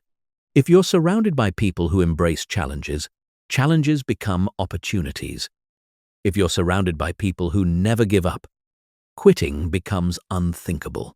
This is why changing your social environment is one of the most powerful discipline interventions you can make. You don't have to rely on your individual strength when your entire social system supports your goals. You don't have to fight against negative influences when everyone around you reinforces positive behaviors. The social force multiplication system operates on 4 levels: social auditing, strategic association, accountability architecture, and influence expansion. Social auditing means honestly assessing the impact that different people in your life have on your discipline and motivation. Some people energize your ambitions, and some people drain your drive. Some people challenge you to grow, and some people enable your excuses.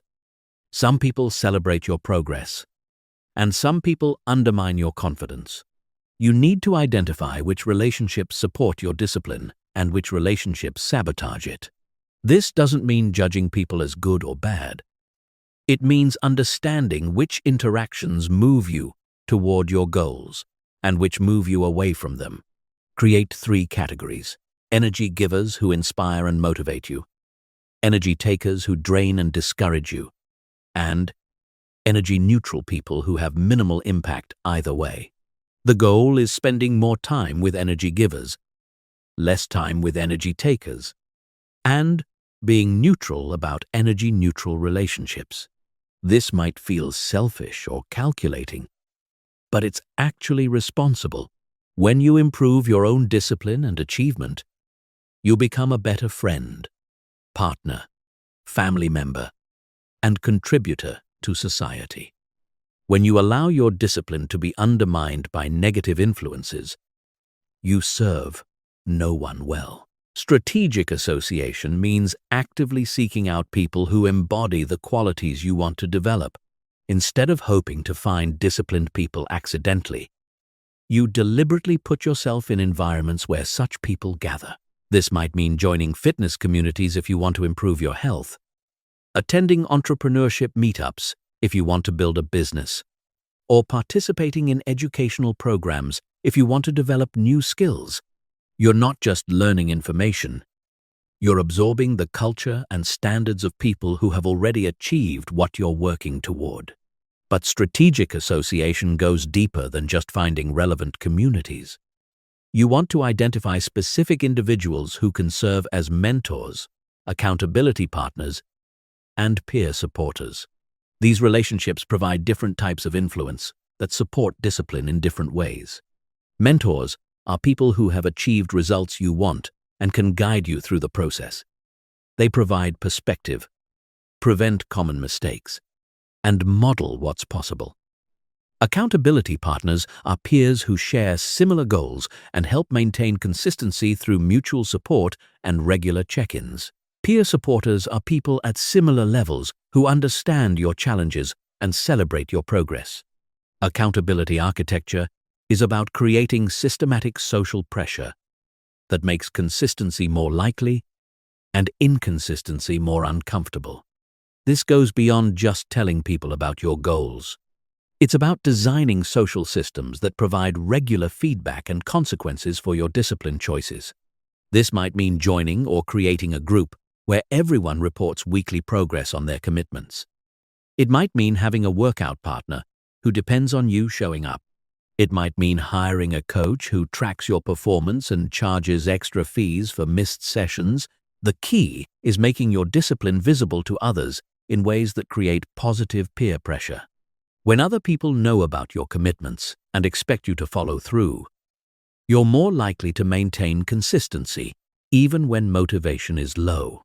But accountability architecture must be designed carefully. Too much pressure creates stress and rebellion. Too little pressure provides insufficient motivation. The goal is creating social expectations that feel supportive rather than judgmental, challenging rather than overwhelming. Influence expansion is about becoming the type of person who positively influences others' discipline and motivation. When you consistently model disciplined behavior, you attract other disciplined people and inspire less disciplined people to raise their standards.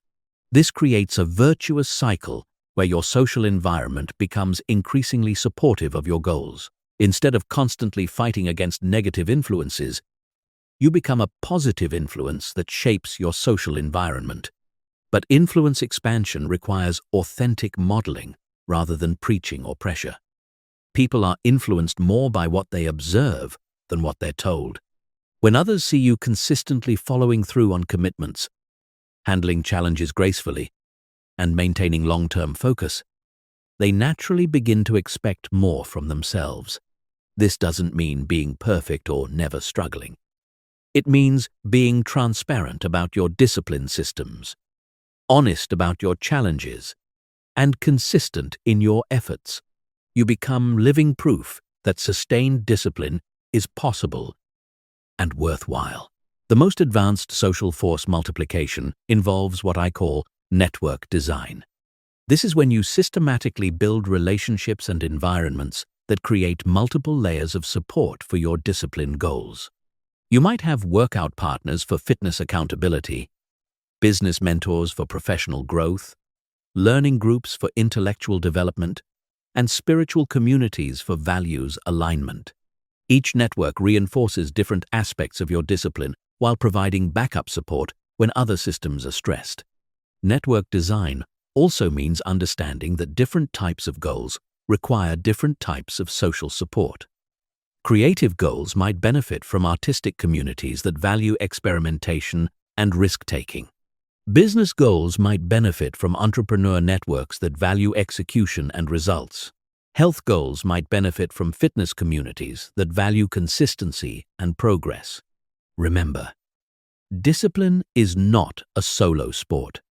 The most successful people throughout history have surrounded themselves with others who shared their commitment to excellence. They understood that individual willpower is limited, but collective standards and mutual support can sustain extraordinary achievement over long periods. Your social environment is either your greatest asset or your greatest liability in building discipline. Choose carefully, design strategically, and invest consistently in relationships that elevate your standards and support your growth.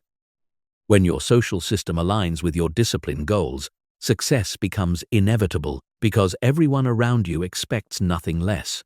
Chapter 11. The Mental Dominance Framework. Your mind is either your greatest weapon or your greatest enemy in the pursuit of discipline. Most people are at war with their own thoughts, fighting against doubt, resistance, and negative self-talk every single day. This internal conflict drains massive amounts of energy that could be used for productive action. Disciplined people don't have different minds. They have different relationships with their minds. They understand that thoughts are not facts, emotions are not commands, and internal resistance is not evidence that they should quit. They've developed what I call mental dominance, the ability to direct their mental resources toward their goals, regardless of what their brain is suggesting moment to moment. Mental dominance is not about positive thinking or suppressing negative thoughts. Those approaches are superficial and unsustainable. Real mental dominance is about understanding how your mind works and using psychological principles to maintain focus and motivation even when your brain is working against you. Your brain has two primary operating systems: the conscious mind, which handles logical thinking and decision-making, and the subconscious mind, which handles automatic responses and emotional reactions. Most people try to use conscious willpower to override subconscious programming. But this is exhausting and temporary. The advanced approach is programming your subconscious mind to support your conscious goals. This means using techniques like visualization, affirmation, and mental rehearsal to create automatic thought patterns that reinforce discipline rather than undermining it. But mental dominance goes deeper than just programming techniques. It requires understanding the specific mental traps that destroy discipline and developing systematic responses to each trap. The first mental trap is catastrophic thinking. This is when your brain takes small setbacks and turns them into evidence of total failure. You miss one workout, and suddenly you're convinced you'll never be fit. You have one unproductive day, and you decide you're lazy. You make one mistake, and you conclude you're not capable of success. The disciplined response to catastrophic thinking is perspective correction. You immediately challenge the catastrophic narrative with objective evidence. You remind yourself of your overall progress pattern, not just your worst moments. You reframe setbacks as normal parts of any improvement process, rather than evidence of fundamental inadequacy. The second mental trap is perfectionist paralysis. This is when your brain convinces you that if you can't do something perfectly, you shouldn't do it at all. You don't start the project because you don't have enough time to finish it completely. You don't exercise because you can't do your full routine. You don't eat healthy because you can't follow a perfect diet. The disciplined response is embracing good enough. You understand that imperfect action beats perfect inaction every time. You do what you can with the time and resources you have, rather than waiting for ideal conditions that may never come. You measure progress, not perfection. The third mental trap is comparison poisoning.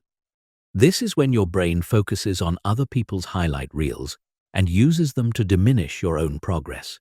You see someone else's success and immediately feel inadequate about your own journey. You compare your behind-the-scenes struggles with other people's polished presentations.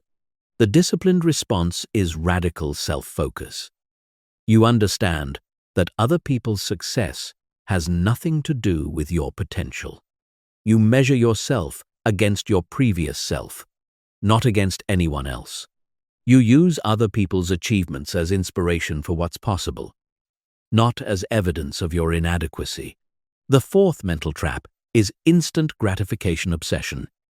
This is when your brain constantly seeks immediate rewards and becomes frustrated with the delayed gratification that discipline requires. You want to see results immediately and lose motivation when progress feels slow. The disciplined response is process obsession. You fall in love with the daily actions rather than fixating on distant outcomes. You find satisfaction in consistency itself, rather than waiting for external validation. You understand that the compound effect requires patience and that early progress is often invisible. The fifth mental trap is victim mentality. This is when your brain looks for external reasons why discipline is impossible or unfair. You focus on your disadvantages, obstacles, and challenging circumstances rather than on what you can control and influence. The disciplined response is radical responsibility. You understand that while you can't control everything that happens to you, you can control how you respond to everything that happens to you. You focus exclusively on your actions and choices rather than wasting energy complaining about circumstances. Advanced mental dominance requires developing what I call cognitive flexibility. This is the ability to shift your thinking patterns based on what serves your goals, rather than being trapped in automatic mental responses. When you notice catastrophic thinking, you immediately shift to evidence-based thinking. When you catch yourself in perfectionist paralysis, you shift to progress-focused thinking.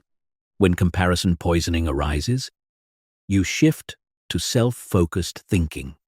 You become the director of your mental experience rather than a passive victim of whatever thoughts happen to arise.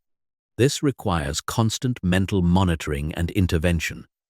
You develop awareness of your thought patterns and the ability to catch destructive thinking before it undermines your discipline. You create mental triggers that automatically redirect your focus when you notice unhelpful thinking. But the most powerful aspect of mental dominance is what I call identity-based thinking. This is when you train your mind to think like the person you're becoming rather than the person you've been. Instead of asking, "What would someone like me do?"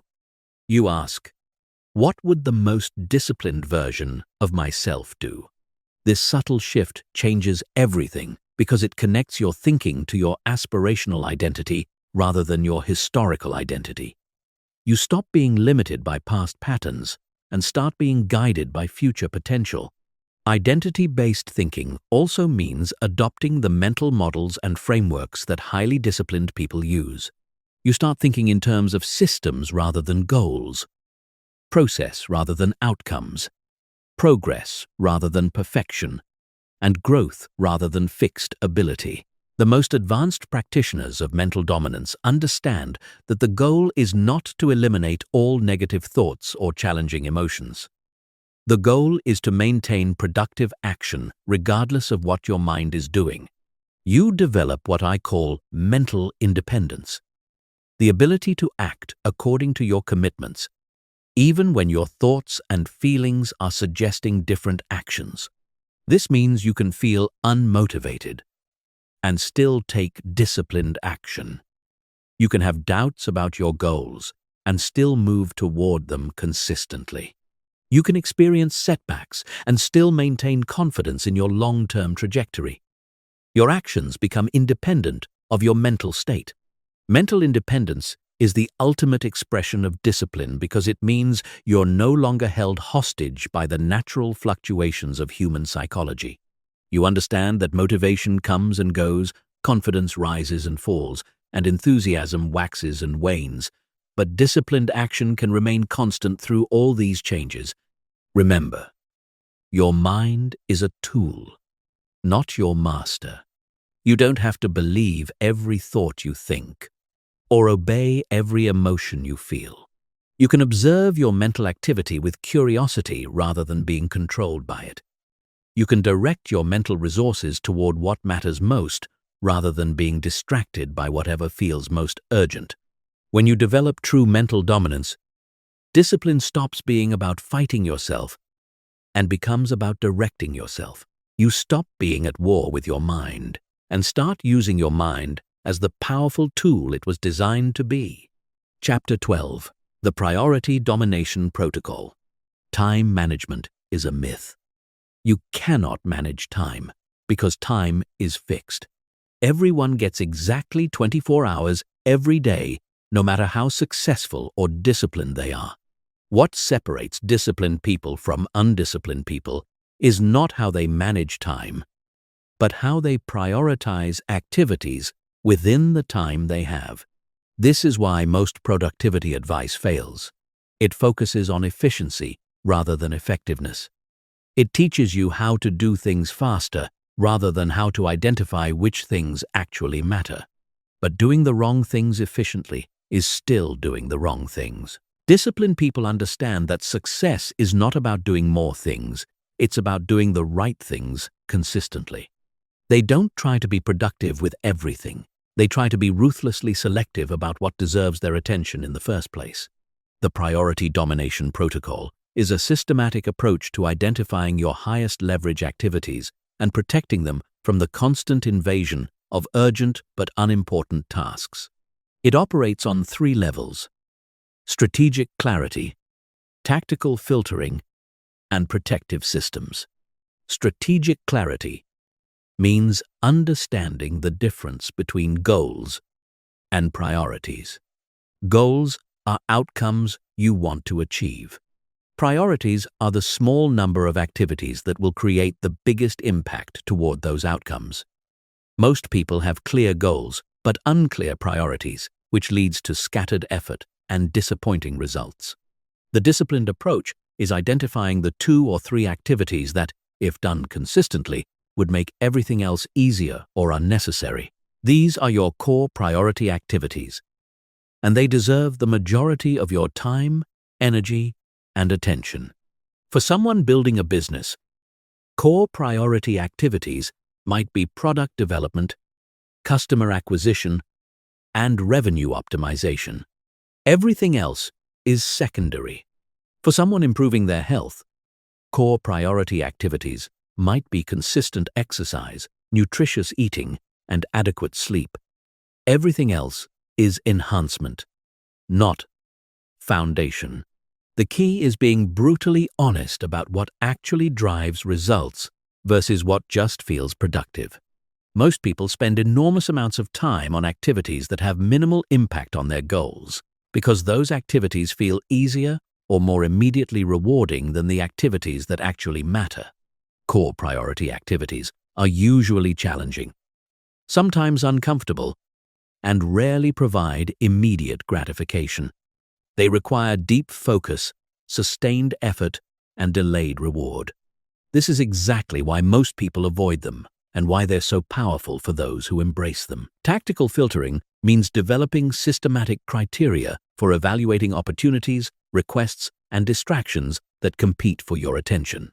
Instead of making decisions reactively based on urgency or pressure, you make decisions strategically based on alignment with your core priority activities. This requires what I call the priority filter questions. Before committing to any activity, you ask, does this directly support one of my core priority activities? Will this create meaningful progress toward my most important goals? Is this the highest value use of my time right now? Can someone else do this as well as I can? If the answer to these questions is no, then the answer to the opportunity is no, regardless of how appealing it might seem in the moment. This is incredibly difficult because it requires saying no to good opportunities in order to say yes to great opportunities. But here's what most people don't understand about saying no. Every yes to something unimportant is a no to something important. Every minute spent on low priority activities is a minute not available for high priority activities. When you don't actively protect your priorities, everything else will consume them. The most disciplined people are not the busiest people. They're the most selective people. They appear to have more time not because they work faster, but because they work on fewer things. They create space for what matters by eliminating what doesn't. Protective systems are structures that automatically defend your core priority activities from invasion by urgent but unimportant tasks. These systems operate independently of your willpower or memory, creating barriers that prevent distraction and interruption. The first protective system is time blocking. You schedule specific blocks of time for your core priority activities and treat those blocks as sacred commitments. During priority blocks, you're unavailable for meetings, calls, emails, or any other activities. You protect these blocks with the same intensity you would protect a crucial appointment with your most important client. But time blocking only works if you also implement communication boundaries. You need systems that manage other people's expectations about your availability and response times. This might mean specific hours when you're reachable, predetermined response times for different types of requests, or automatic systems that filter and prioritize incoming communications. The second protective system is environmental design for focus. You create physical and digital environments that support deep work on your priorities, while making distractions difficult or impossible. This might mean a dedicated workspace for important projects, applications that block distracting websites during priority hours, or physical arrangements that minimize interruptions. The third protective system is energy allocation. You schedule your core priority activities during your peak energy periods and batch lower priority tasks during times when your cognitive capacity is naturally lower. Most people do this backwards, handling email and meetings during their best hours and trying to do important work when they're mentally fatigued. Advanced priority domination involves what I call seasonal prioritization. This means recognizing that your core priority activities might change based on your current life phase, business cycle, or development stage. What matters most during startup phases is different from what matters most during growth phases or maturity phases. This requires regular priority audits, where you evaluate whether your current core priority activities still align with your most important goals. You might discover that activities that were crucial 6 months ago are now handled by systems or other people, freeing you to focus on new high-leverage opportunities. Seasonal prioritization also means understanding that some periods require intense focus on a single priority, while other periods allow for more balanced attention across multiple priorities. During product launches, customer acquisition might consume 70% of your attention. During stable periods, you might distribute attention more evenly across development, marketing, and operations. The most advanced practitioners understand that priority domination is ultimately about creating maximum impact with minimum effort. They're not trying to do everything. They're trying to identify the few things that matter most and execute those things with extraordinary consistency and quality. This approach might seem limiting, but it's actually liberating. When you're clear about what matters most, decision-making becomes simple. When you're focused on high-leverage activities, progress becomes visible. When you're protective of your priorities, you create space for the work that actually changes your life. Remember, you cannot do everything, but you can do anything. The question is not whether you have time for your priorities, but whether you have priorities for your time. When you dominate your priorities, instead of letting them be dominated by everything else, you create the foundation for extraordinary achievement. Discipline without clear priorities is just busy work. But discipline applied to the right priorities is the fastest path to any goal you want to achieve. Chapter 13. The Stress Optimization Engine. Most people think stress is the enemy of discipline. They believe that pressure, challenges, and difficult circumstances make disciplined behavior impossible. This is completely backwards. Stress is not the enemy of discipline. It's the forge where real discipline is created. The difference between people who thrive under pressure and people who crumble is not the absence of stress, but their relationship with stress. Disciplined people don't avoid stress. They optimize it. They understand that the right amount of stress actually enhances performance, while the wrong type or amount of stress destroys it. This is based on what psychologists call the Yerkes-Dodson law, which shows that performance increases with stress up to an optimal point, then decreases as stress becomes overwhelming. The goal is not eliminating stress. It's finding and maintaining your optimal stress level for maximum performance. But most people operate at suboptimal stress levels. They're either understressed and therefore unmotivated and complacent, or they're overstressed and therefore anxious, scattered, and reactive. They never find the sweet spot where stress becomes a performance enhancer rather than a performance destroyer. The stress optimization engine is a framework for calibrating your stress levels to maximize discipline and performance. It operates through stress awareness, stress modulation, and stress utilization. Stress awareness means understanding your personal stress signals and patterns. Most people don't recognize stress until it becomes overwhelming. But optimal stress management requires early detection and constant calibration. You need to identify your early warning signs of both understress and overstress. Understress might show up as boredom, procrastination, lack of urgency, or difficulty maintaining focus. Overstress might show up as anxiety, irritability, scattered thinking, or physical tension. You also need to understand your stress triggers and stress relievers. What situations, people, or activities increase your stress? What situations, people, or activities help you recover from stress? This knowledge allows you to engineer your stress levels rather than just reacting to whatever stress happens to occur.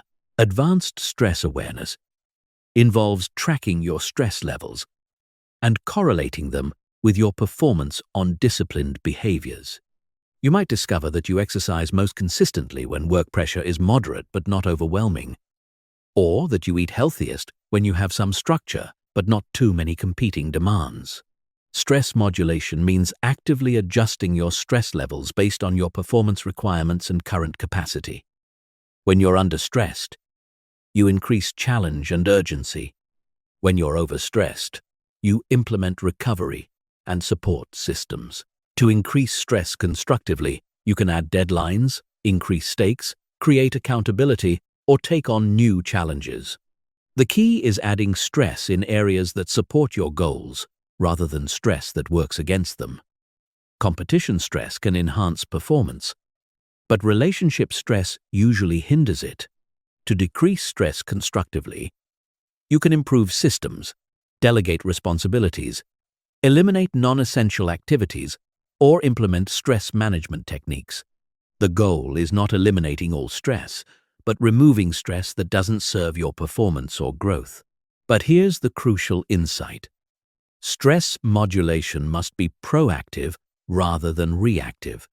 By the time you feel overwhelmed, you're already past optimal performance levels. You need to adjust stress levels based on leading indicators rather than waiting for stress symptoms to appear. This means planning stress cycles rather than just enduring whatever stress occurs.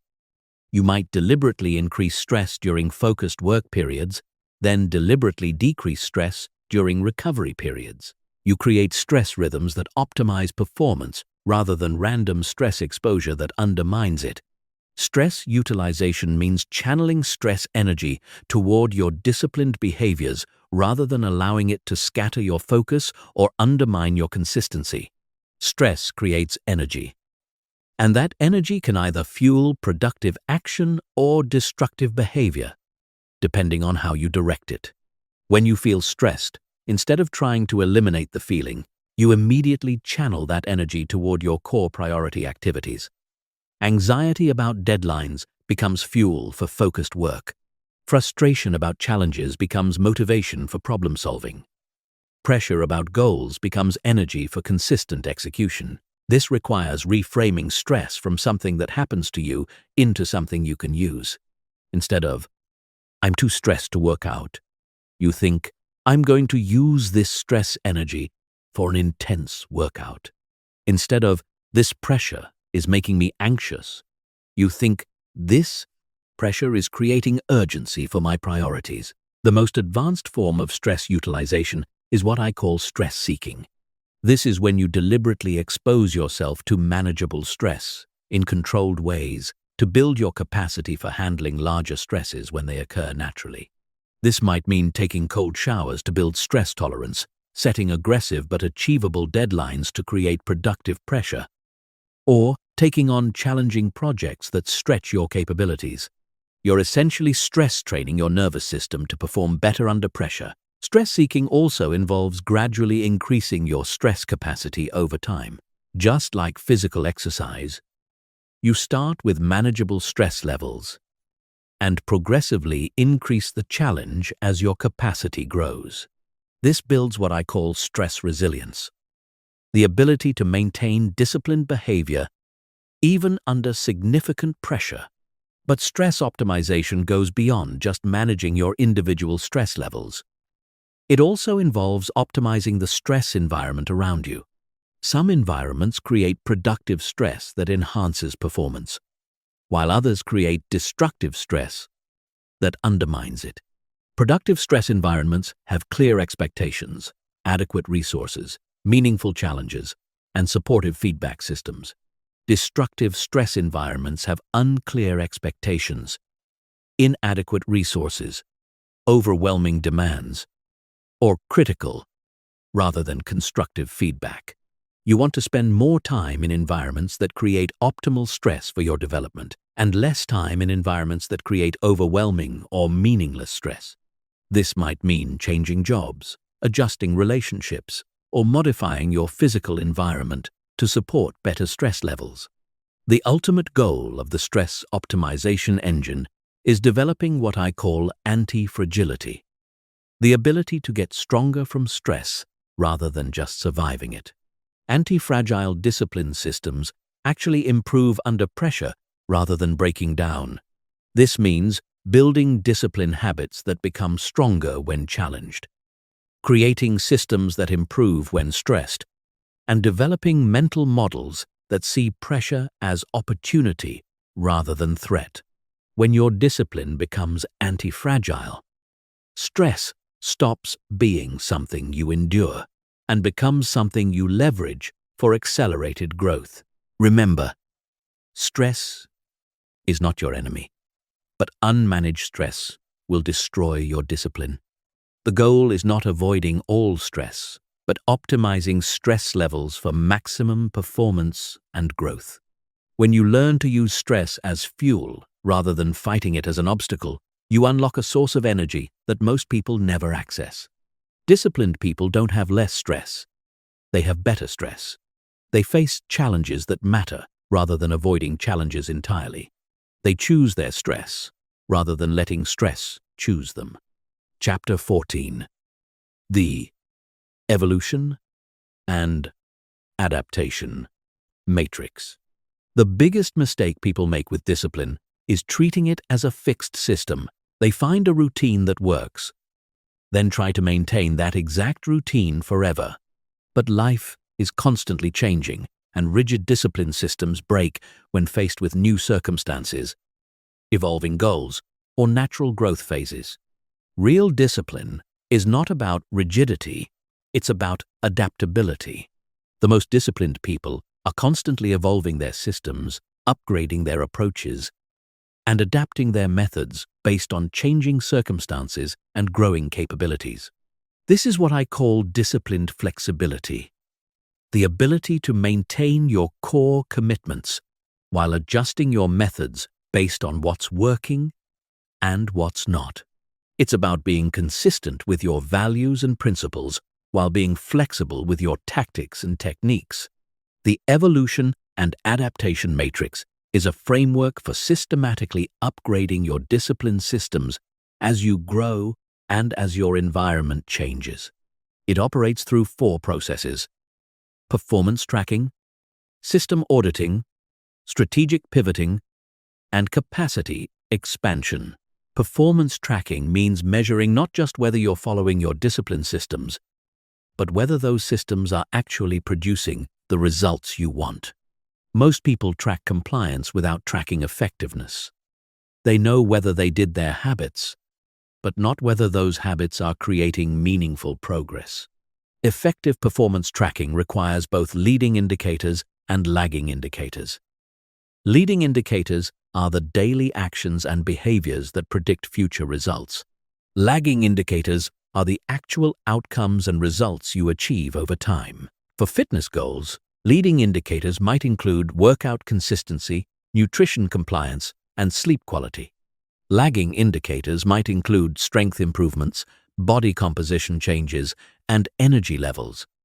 You track both to understand whether your daily actions are translating into meaningful progress. But performance tracking goes deeper than just results. You also need to track the sustainability and satisfaction of your discipline systems. A system that produces results but makes you miserable is not truly successful because it won't be maintainable long term. This means tracking your energy levels, stress levels, enjoyment, and overall life satisfaction alongside your goal-specific metrics. The best discipline systems enhance your quality of life while moving you toward your goals, rather than requiring you to sacrifice well-being for achievement. System auditing means regularly evaluating your discipline systems to identify what's working well, what's working poorly, and what's missing entirely. Most people never audit their systems because they assume that if something worked before, it will continue working forever. But your needs change as you develop. Systems that were perfect for beginners might hold you back at intermediate levels.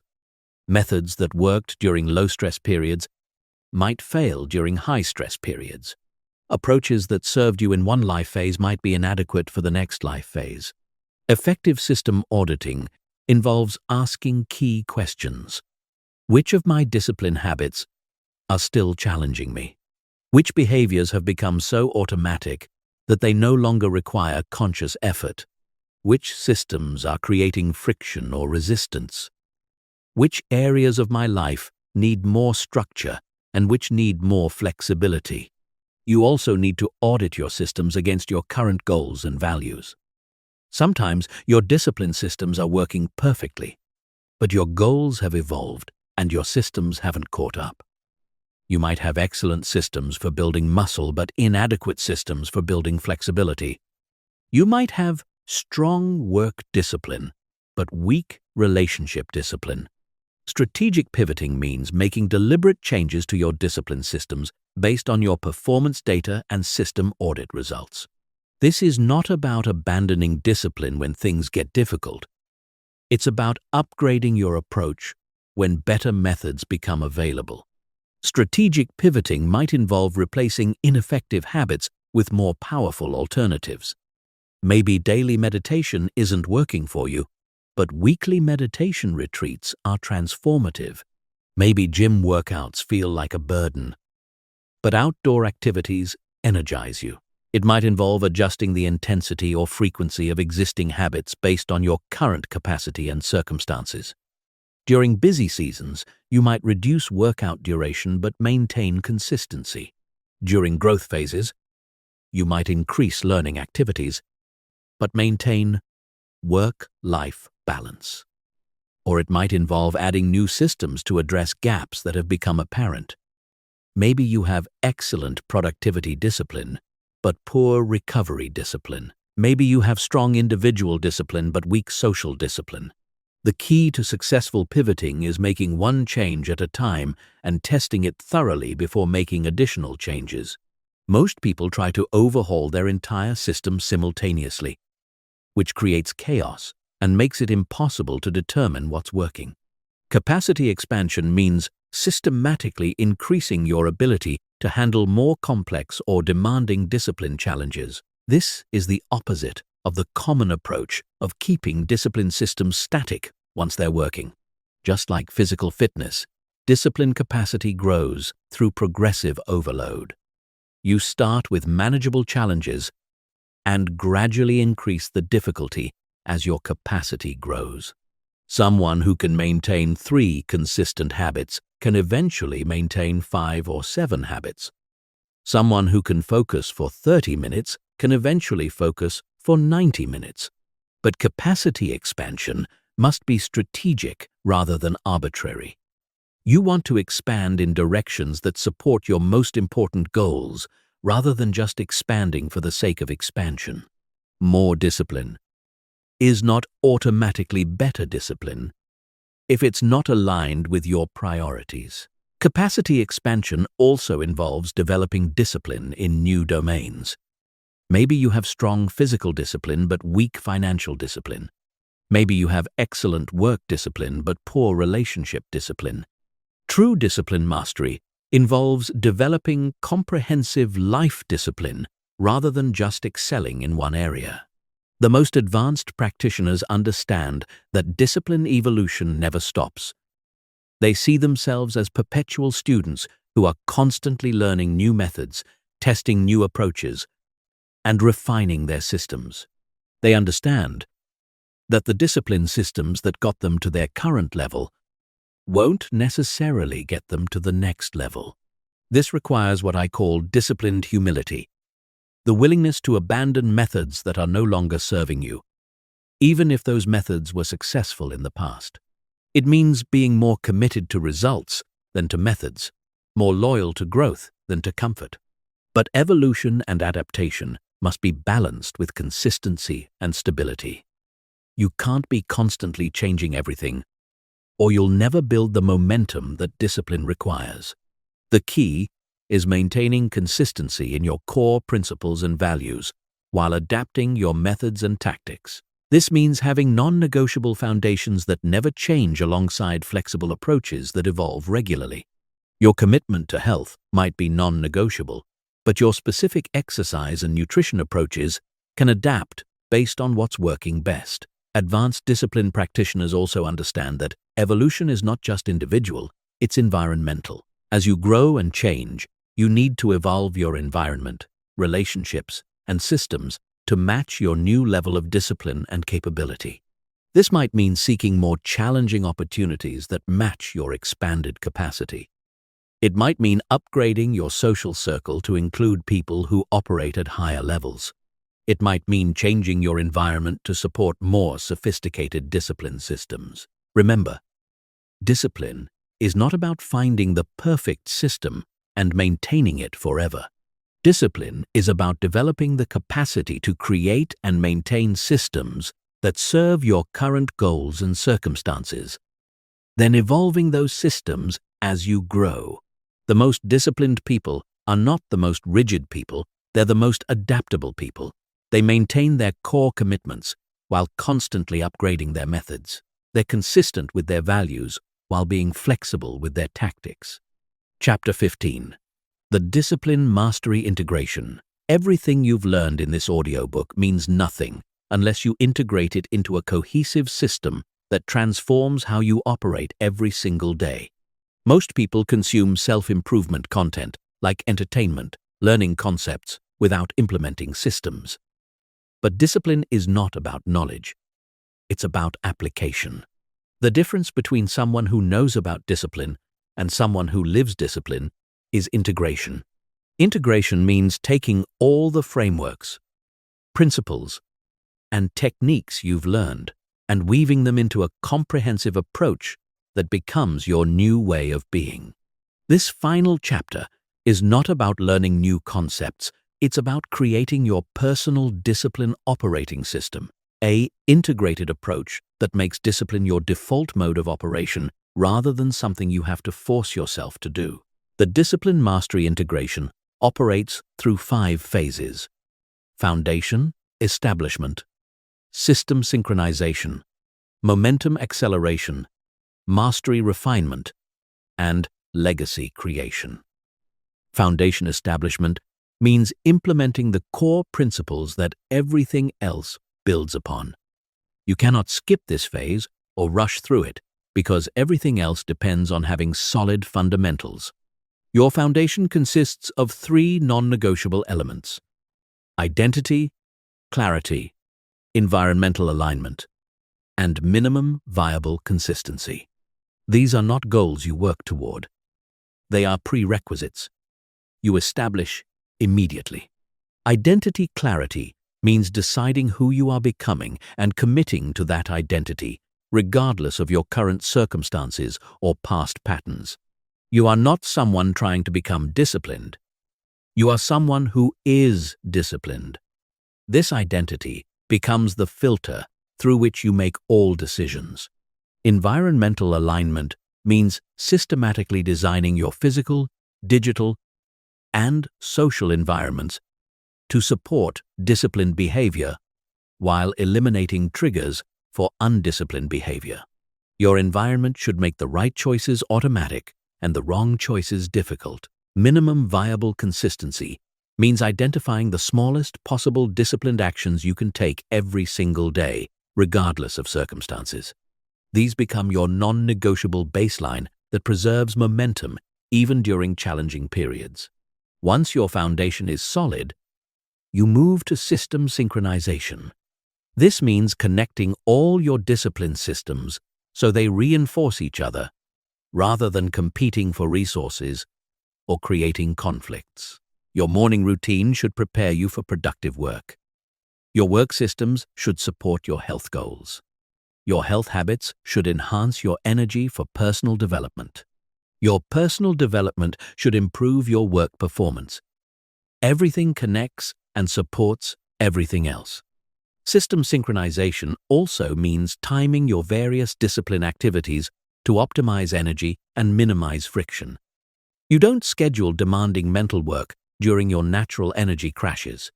You don't try to build multiple challenging habits during the same time periods. Instead, you create discipline rhythms that work with your natural patterns rather than against them. High energy periods are for your most important priorities.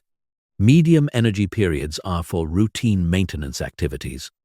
Low energy periods are for recovery and preparation. Momentum acceleration is about systematically increasing the challenge and complexity of your discipline systems as your capacity grows. This phase prevents stagnation and ensures continuous growth rather than just maintenance. You progressively add new challenges, increase existing standards, and tackle more sophisticated goals. But this expansion is strategic rather than random. Each new challenge builds on previous successes and supports your overall vision. Momentum acceleration also involves leveraging compound effects across different areas of your life. Your physical discipline creates energy for mental discipline. Your mental discipline creates focus for relationship discipline. Your relationship discipline creates support for professional discipline. As these areas reinforce each other, your overall discipline capacity grows exponentially rather than linearly. Small improvements in each area create massive improvements in your total life experience. Mastery refinement is about developing discipline expertise that operates automatically and adapts dynamically to changing circumstances. At this phase, discipline becomes effortless because it's integrated into your identity and supported by sophisticated systems. You no longer need to think about whether to take disciplined actions. You simply take them because that's who you are. You no longer need external accountability because your internal standards are higher than any external expectations. Mastery refinement also means developing the ability to coach and mentor others in developing discipline. When you can teach something effectively, you truly understand it. Teaching discipline to others deepens your own understanding and commitment. But true mastery is not about perfection. It's about anti-fragility. Master-level discipline gets stronger under pressure rather than breaking down. It adapts to challenges rather than being derailed by them. It evolves with growth rather than becoming rigid with success. Legacy creation is the highest level of discipline mastery. This is when your disciplined life becomes a model and inspiration for others. Your consistency creates permission for others to pursue their own excellence. Your standards raise the standards of everyone around you. Legacy creation means understanding that discipline is not just about personal achievement. It's about contributing to something larger than yourself. The habits you build, the standards you maintain, and the example you set all influence the culture and expectations of your family, community, and profession. At this level, discipline becomes effortless because it's fueled by purpose beyond personal benefit. You maintain high standards, not just because they serve you, but because they serve others who are watching and learning from your example. But legacy creation requires balancing achievement with sustainability. The most inspiring examples of discipline are people who maintain excellence over decades, not people who burn brightly for months, then flame out. This means building discipline systems that enhance rather than deplete your life energy. Systems that make you stronger rather than wearing you down. Systems that create more opportunities for others rather than just serving your individual goals. The ultimate integration of discipline mastery is when disciplined behavior becomes so natural that it doesn't feel like discipline anymore. It feels like self-expression. It feels like freedom. It feels like the most natural way to live. When you reach this level, you understand that discipline was never about restriction or force. It was about creating the capacity to live according to your deepest values and highest aspirations.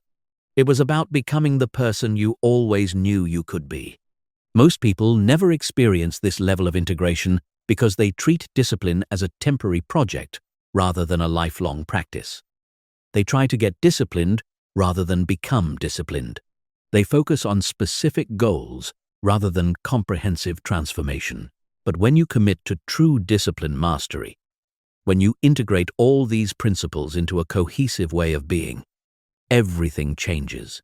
Your capacity expands. Your confidence grows. Your impact increases. Your life becomes a masterpiece of intentional design rather than accidental circumstance. Remember, discipline is not something you do. It's someone you become. It's not about forcing yourself to act differently. It's about becoming the type of person who naturally acts in disciplined ways. The frameworks in this audiobook are not just techniques to try. They are principles to embody. The goal is not temporary behavior change, it's permanent identity transformation. The outcome is not just achieving your goals. It's becoming the type of person who consistently achieves whatever goals matter most. You now have everything you need to force yourself to be disciplined, not through willpower or motivation, but through systems, identity, environment, and integration. The question is not whether these principles work. The question is whether you will work them. Your disciplined life starts now. Not tomorrow, not next week, not when circumstances are perfect. Right now, with the next choice you make, the next action you take, the next opportunity to prove to yourself who you really are. Discipline is not about perfection. Discipline is about direction. And the direction you choose in this moment will determine everything that follows.